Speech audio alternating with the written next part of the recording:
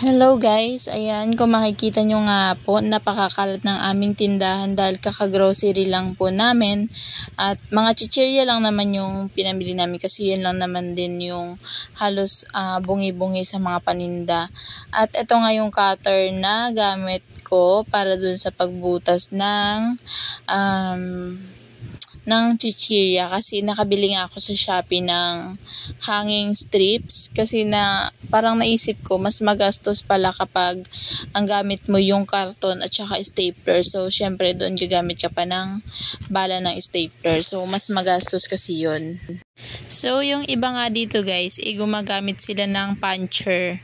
Pero sa akin kasi cutter lang ang gamit ko. Mas madali siyang butasin. Ayan. So, itutusok ko nga muna siya bago ko siya itutulak para mas mabilis ko siyang mabutas. Pero mas maganda rin naman siyang ganyan kaysa sa puncher kasi minsan masakit sa kamay. So, ayan, mas mabilis kung yung cutter yung gamit natin sa pagbubutas ng chichirya. Then, after ko nga yan butasan, saka ko siya isasabit guys para mas mabilis yung trabaho ko at hindi pa pabalik-balik ba yung ginagawa. So, yun.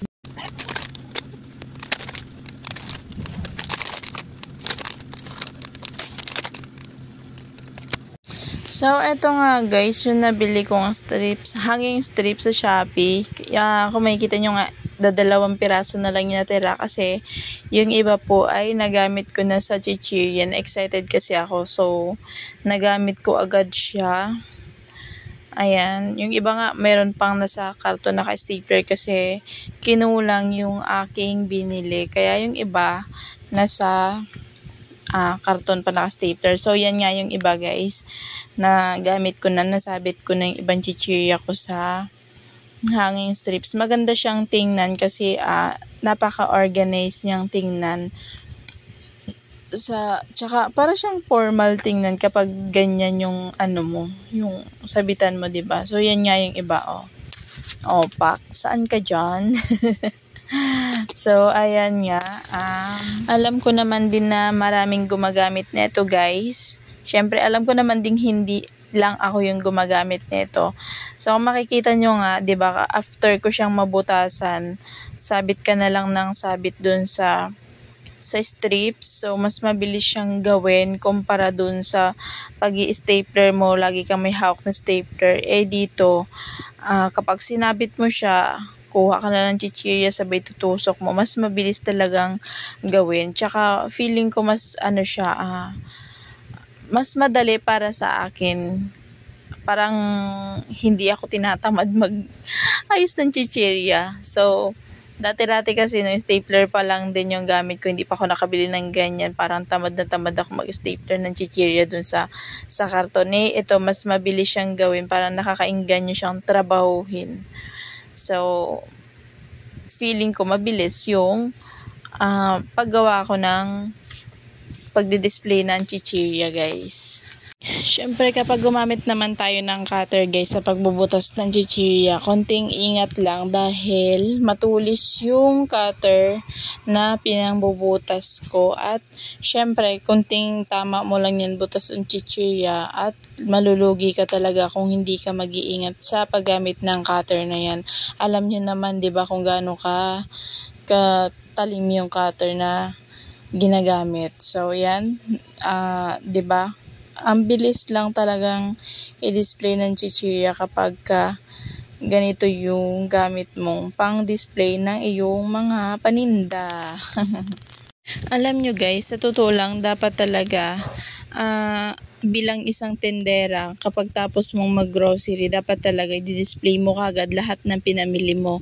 Kaya lang minsan, syempre, 'di ba, sa sobrang dami ng pinamili mo, hindi mo na rin kayang i-display lahat after mong mag-grocery dahil hindi ka naman superwoman para magawa mo lahat yung dapat mong gawin. Syempre, kailangan mo ring ipahinga, kailangan mo ring mag-imbak ng energy para para kinabukasan meron kang energy mag-display ng yung mga paninda, syempre.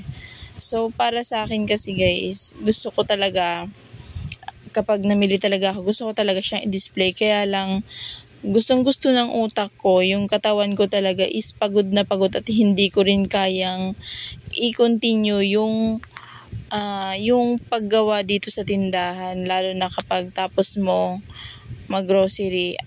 Kaya ang labas niyan, kinabukasan na talaga siya bago ma-display.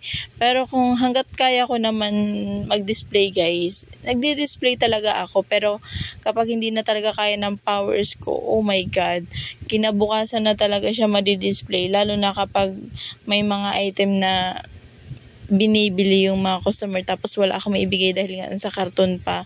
Gusto ko talaga siya in-display, kaya lang talaga syempre hindi mo naman kayang ibigay lahat yung energy mo para may display mo lahat, 'di ba? So, ayun, para sa akin, dapat talaga ganun. Hindi nga pala lahat yan ng mga pinamili kong chichirya na display ko kasi nga kinulang ako sa hanging strips, kaya yung iba dyan ay naka-set aside muna para in case mayroong maubos sa mga naka-display ko, meron akong pang-refill. So yun, parang pinaka-stock ko na lang talaga siya kasi wala na talaga ako mapaglagyan. Kung meron lang, bakit hindi, 'di ba? So, kailangan nating i-display lahat ng ating pinamili. So, yun lang guys.